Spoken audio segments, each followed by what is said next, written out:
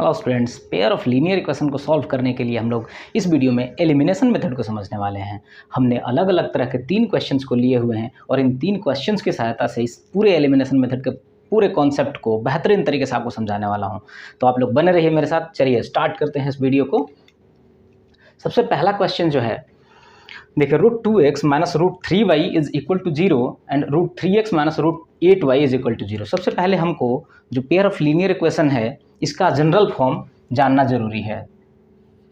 a1x plus b1y plus c1 is equal to 0 and a2x plus b2y plus c2 is equal to 0। ये होता था हमारा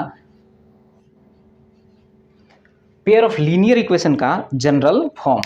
ठीक है, तो हमारा टारगेट क्या है? जब भी कोई क्वेश्चन मिलता है सबसे पहला उसका स्टेप ये होता है कि हमको उसे जनरल फॉर्म में लाना होता है। देखिए जो भी क्वेश्चंस मिलेंगे आपको, देखिए पहला क्वेश्चन जो है ये देखिए जनरल फॉर्म में है, लेकिन दूसरा क्वेश्चन जनरल फॉर्म में नहीं है और तीसरा भी क्वेश्चन जनरल फॉर्म में नहीं है। तो हम लोग कोशिश करेंगे सबसे पहला स्टेप उसको जनरल फॉर्म में लाएं। तो अभी हमने पिछले वीडियो में सब्स्टिट्यूशन मेथड समझा था, लेकिन यहाँ हम लोग को एलिमिनेशन समझना है। एलिमिनेशन का मतलब क्या होता है बच्चों कि एक टर्म को, देखिए 2 वेरिएबल है x और y, तो किसी भी एक वेरिएबल को कैसे भी करके एलिमिनेट कर देना, यानी कि उसको कैसे भी करके ख़त्म कर देना। आप देखिए कैसे ख़त्म कर सकते हैं हम लोग। सपोज मान लीजिए कि a1 और a2 है, अगर ये दोनों बराबर हो जाएं, देखिए x का कोफिशिएंट अगर पहले इक्वेशन में और दूसरे इक्वेशन में बराबर हो जाए, आइदर x का आइदर y का भी अगर कोफिशिएंट हम बराबर कर दें फर्स्ट और दूसरी इक्वेशन में, तो दोनों को सब्ट्रैक्ट करके हम खत्म कर सकते हैं। तो किसी भी एक को, हमारा टारगेट क्या होता है कि किसी भी एक कोफिशिएंट को, मतलब एक वेरिएबल के कोफिशिएंट को दोनों ही इक्वेशन में बराबर करना होता है। यानी कि अगर मान लीजिए कि x plus 2y is equal to 3 है और यहाँ पे है 2x plus 3y is equal to 1, तो देखिए हमें करना क्या होता है, इस यहाँ x का कोफिशिएंट क्या है, देखिए x का कोफिशिएंट 1 है और यहाँ पे 2 है। ठीक है, तो हमारा पहला टारगेट ये होगा एलिमिनेशन मेथड में स्पेशली कि अगर हम इस फर्स्ट इक्वेशन में 2 से मल्टीप्लाई कर दें बच्चों, देखिए 2 से अगर मल्टीप्लाई करेंगे तो ये तीनों ही टर्म्स में 2 से मल्टीप्लाई हो जाएगा। तो 2 से अगर x में मल्टीप्लाई होगा तो 2x हो जाएगा। हम आगे वाले टर्म्स में मल्टीप्लाई करेंगे, लेकिन अभी हमको ज़रूरत क्या है, x वाले को, क्योंकि हम ये समझाना चाहते हैं कि कैसे डिलीट करते हैं एक टर्म को, मतलब एलिमिनेट कैसे करेंगे। तो देखिए 2 से जब मल्टीप्लाई करेंगे बच्चों तो ये 2x हो जाएगा और फिर उसके बाद सब्ट्रैक्ट कर देंगे। यानी कि हम ये बोल सकते हैं कि by multiplying first equation by 2 and subtracting both equations first and second we get. मतलब क्या होगा कि अगर पहले इक्वेशन में हमने 2 से मल्टीप्लाई किया तो ये इक्वेशन क्या बन गया, देखिए 2x plus 4y is equal to 6, और हम दोनों को जब सब्ट्रैक्ट करेंगे तो x वाला टर्म खत्म हो जाएगा। ठीक है, यही होता है एलिमिनेशन मेथड, यानी कि एक वेरिएबल को कैसे भी करके खत्म कर देना। अगर आप चाहें कि x को हम नहीं करना चाहते हैं डिलीट, हम y को डिलीट करना चाहते हैं, तो कैसे करेंगे बच्चों, देखिए उस केस में हमको क्या करना होगा। अब देखिए y का कोफिशिएंट यहाँ पे है 2 और यहाँ पे है 3। अगर हम इस फर्स्ट इक्वेशन में 3 से मल्टीप्लाई करें और सेकंड इक्वेशन में 2 से मल्टीप्लाई करें, देखिए हमने अल्टरनेट किया, ऊपर 2 था, उसको दोनों का एलसीएम क्या होगा, 2 3 6 होता है ना, तो हम लोग ऐसा करेंगे कि दोनों में ही 6 आ जाए। ठीक है, तो हमने इस वाले कोफिशिएंट से, मतलब दूसरे इक्वेशन का y का जो कोफिशिएंट था उससे हमने पहले इक्वेशन में मल्टीप्लाई किया और पहले इक्वेशन के y के कोफिशिएंट से दूसरे में मल्टीप्लाई किया। ठीक है, अब यहाँ पे हमको x से मतलब नहीं है, हमको अगर y को टारगेट लेकर चल रहे हैं कि y को डिलीट करना है तो हमें केवल y से देखना है। ठीक है, अब देखिए 3 से मल्टीप्लाई जब करेंगे तो यहाँ क्या आ जाएगा, 3x plus 6y is equal to 9, और यहाँ पे क्या आ जाएगा 4x प्लस 6y, हम 6y दोनों में आ जाएगा और फिर सब्ट्रैक्ट करेंगे तो y का टर्म खत्म हो जाएगा। ठीक है, उस तरह से केवल एक इक्वेशन बन जाएगा x के टर्म में और यहाँ से x की वैल्यू निकाल लेंगे। ठीक है, और फिर किसी भी इक्वेशन में x की वैल्यू रख के हम लोग y को निकाल सकते हैं। ये है एक ओवरव्यू एलिमिनेशन मेथड का। ठीक है, तो अब चलते हैं हम एक एक इक्वेशन को थोड़ा समझते हैं। ये जनरल फॉर्म आप लोग को जानना बहुत ज़रूरी है। अगर फिर भी इसमें डाउट लग रहा होगा कि कहाँ से आ गया, कैसे जनरल फॉर्म है, तो आप लोग एक बार इंट्रोडक्शन की वीडियो जरूर देखें। चलिए अब हम क्वेश्चन पे चलते हैं सीधा। पहला क्वेश्चन है, ये एनसीईआरटी की बुक से है, √2x minus √3y is equal to 0 and दूसरी इक्वेशन जो है √3x minus √8y is equal to 0। ये है इक्वेशन फर्स्ट और ये है इक्वेशन 2। ठीक है, देखिए हमने अभी बताया, अब हम यहाँ लेके चलेंगे x वाले टर्म को डिलीट करना चाहते हैं सपोज। ठीक है, तो x वाले टर्म में देखिए √3 से आप इसे मल्टीप्लाई कर दीजिए। फर्स्ट इक्वेशन में √3 से मल्टीप्लाई कर दीजिए और इसका कोफिशिएंट क्या है √2, तो दूसरे वाले इक्वेशन को आप √2 से मल्टीप्लाई कर दीजिए। तो जब √3 से मल्टीप्लाई करेंगे बच्चों तो क्या हो जाएगा √3 इंटू जहाँ पे पॉइंट लगाया मतलब ये मल्टीप्लाई का चिन्ह है into X minus √3 into √3 y is equal to 0, क्योंकि √3 से अगर 0 से किसी भी नंबर में मल्टीप्लाई होता है तो वो 0 हो जाता है, इसलिए हमने डायरेक्ट 0 लिख दिया। दूसरा इक्वेशन क्या बन जाएगा देखिए √2 multiply by √3 x minus √2 into √8 y is equal to 0। ठीक है, अब मल्टीप्लाई कर लीजिए डायरेक्टली।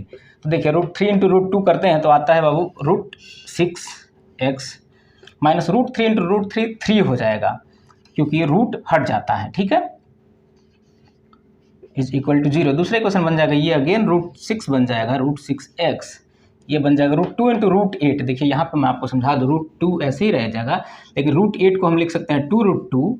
ठीक है, तो यहाँ से √2 इंटू √2 करेंगे तो 2 हो जाएगा और 2 इंटू 2 4 हो जाएगा, यानी कि ये 4y इज इक्वल टू 0। ठीक है, अब सब्ट्रैक्ट कर दीजिए, ये इक्वेशन अब आपका बन गया। ये फर्स्ट सेकंड अगर मान लिया है आपने तो इसको थर्ड मान लीजिए और इसको मान लीजिए fourth.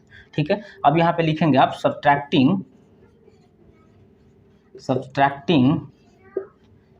Equation 3 and 4 we get. अब देखिए 3 और 4 को जब हम सब्ट्रैक्ट करेंगे तो हमें क्या मिलेगा √6x माइनस √6x खत्म हो जाएगा। और यहाँ से देखिए इसमें से जब ये माइनस करेंगे ना तो माइनस के साथ ये वाला टर्म मतलब देखिए कैसे हो जाएगा, ये √6x माइनस 3y क्या हो जाएगा, ये माइनस √6x, ये माइनस जब करेंगे तो ब्रैकेट ले लीजिए minus 4y is equal to 0, क्योंकि 0 माइनस 0 0 ही होता है। तो ये √6x, ये √6x खत्म हो जाएगा, ये हो जाएगा केवल बचेगा माइनस 3y और ये माइनस इंटू माइनस प्लस हो जाएगा 4y इज इक्वल टू 0। तो यहाँ से आ गया बच्चों y इज इक्वल टू 0। ठीक है, देखिए ये हम चाहते तो यहीं पे सॉल्व हो सकता था, लेकिन हमें क्या है कि एलिमिनेशन मेथड को समझना है, इसलिए हमने पूरे स्टेप्स को कवर किया कि कैसे हम लोग को एलिमिनेट करना होता है किसी भी एक वेरिएबल को। y 0 आ गया तो y की 0 हम किसी भी इक्वेशन में रख दीजिए। अगर आप यहाँ चाहें तो यहाँ भी नंबर 1 में भी रख सकते हैं y की वैल्यू 0। जब y की वैल्यू 0 रखेंगे बच्चों तो √2x इज इक्वल टू 0 आ जाएगा, यानी कि x की वैल्यू भी 0 आ जाएगा। यूजिंग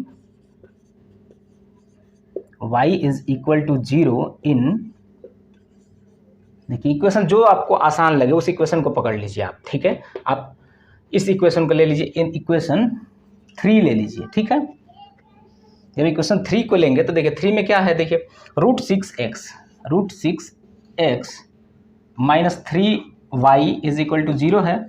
चूँकि y 0 हो गया तो अब क्या हो जाएगा √6x इज इक्वल टू 0, तो x इज इक्वल टू 0 हो जाएगा। तो ये हो गया आपका answer, x is equal to 0 and y is equal to 0।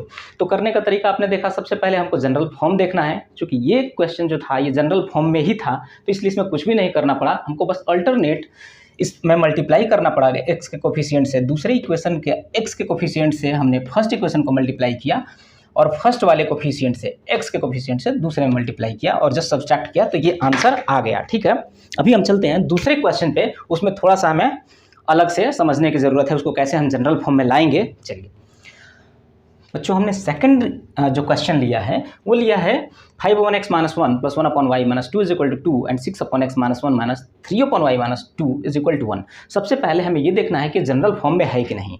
हम जनरल फॉर्म जानते हैं कि a1x प्लस b1y यानी कि लीनियर फॉर्म में होना चाहिए, लेकिन यहाँ पे देखिए x डिनोमिनेटर में है यानी कि x की पावर -1 है यहाँ पे, इसलिए ये हमारा जनरल फॉर्म नहीं है। तो हमको सबसे पहला स्टेप होगा कि इसको जनरल फॉर्म में लाएं। जनरल फॉर्म में लाने के लिए हम ये देख रहे हैं कि यहाँ पे x की जगह पे 1/x माइनस 1 है और y की जगह पे 1/y माइनस 2 है। तो हम लोग यहाँ क्या करेंगे, हम लोग मान लेंगे सपोज 1/x माइनस 1 किसी भी दूसरे वेरिएबल से आप इसको रिप्लेस कर लीजिए is equal to u and 1/y minus 2 is equal to v। ठीक है, अब देखिए अगर 1/x माइनस 1 को हमने u मान लिया तो ये इक्वेशन क्या बन जाएगी, देखिए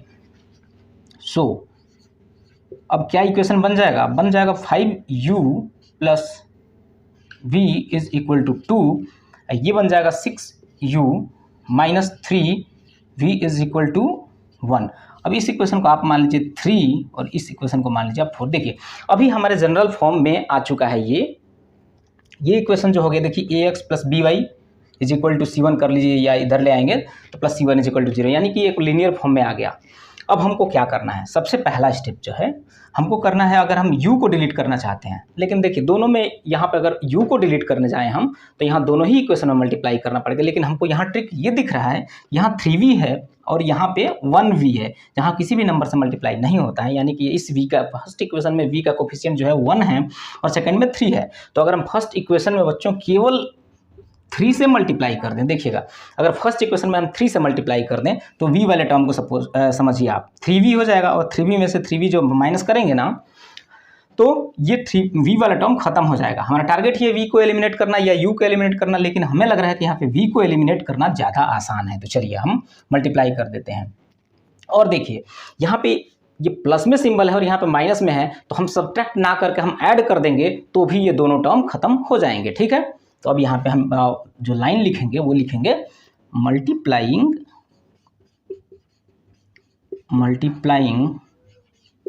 equation 3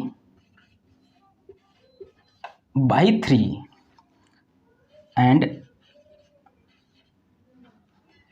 adding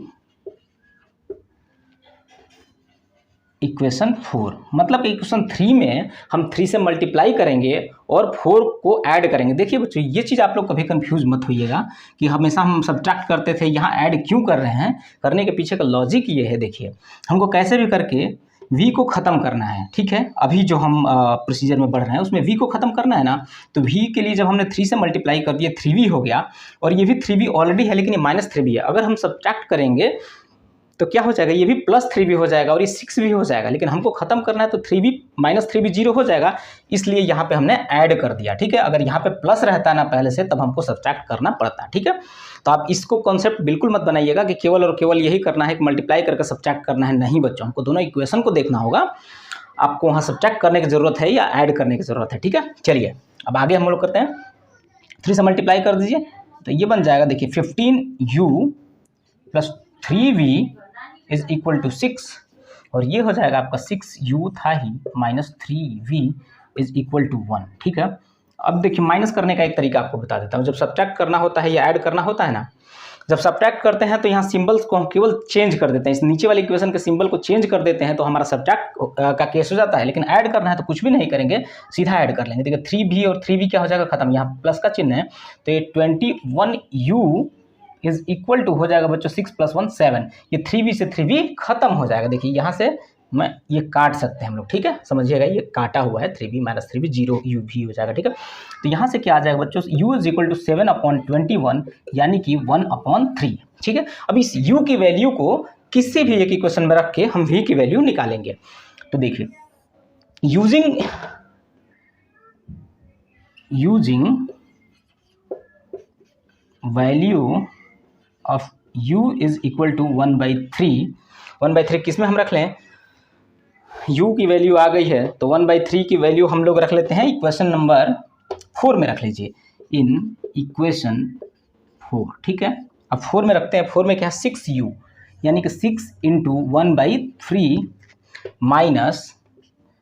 - 3v is equal to 1। तो यहाँ से हो गया बच्चों 3 × 2 = 6 यानी कि 2 - 3v इज इक्वल टू 1, तो 3v इज इक्वल टू 1 हो जाएगा, तो v is equal to v 1/3 आ गया, ठीक है।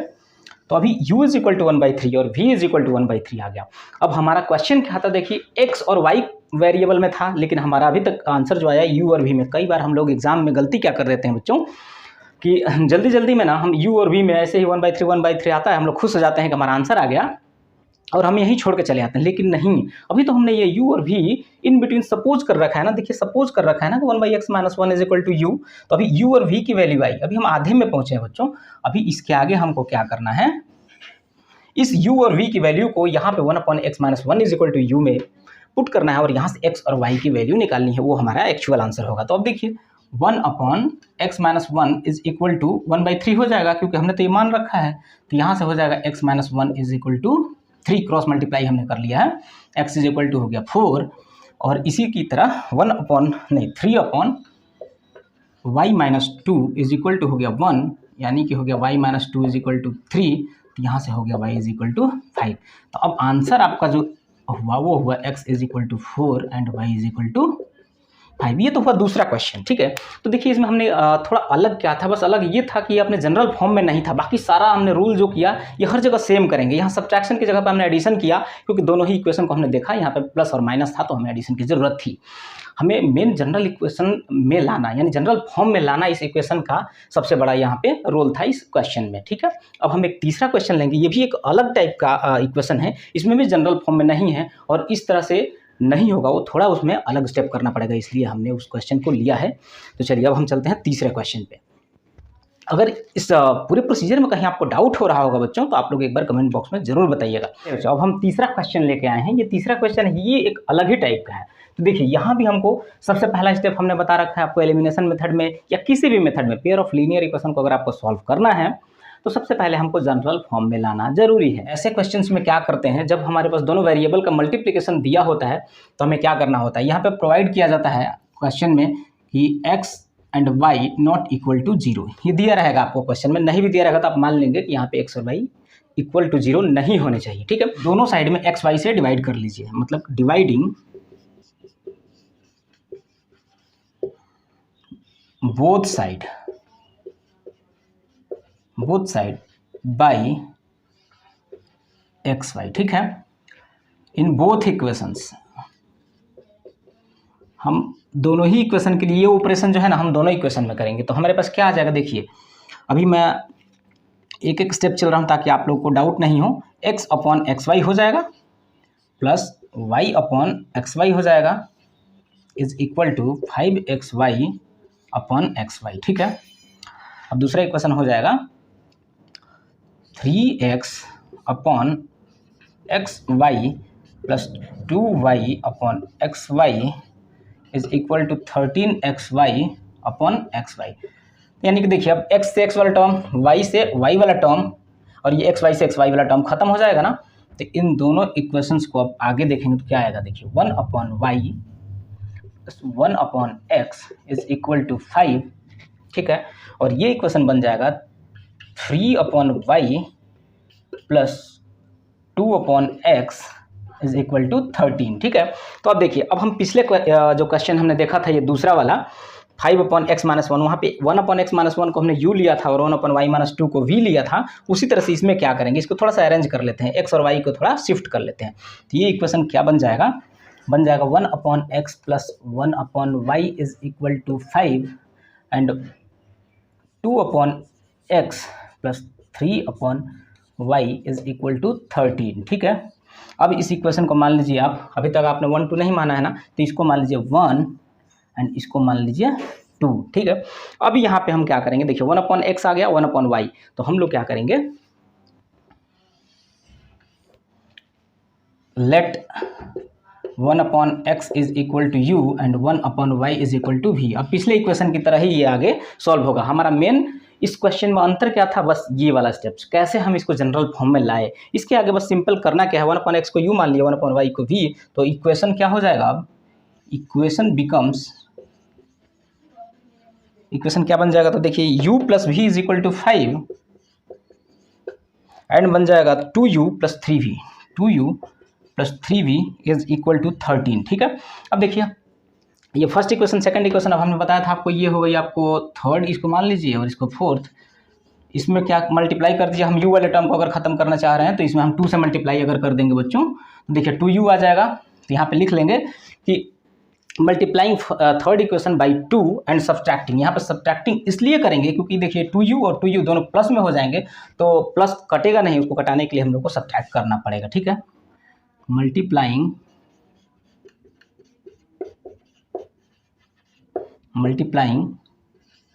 Equation 3 by 2 by 2 and subtracting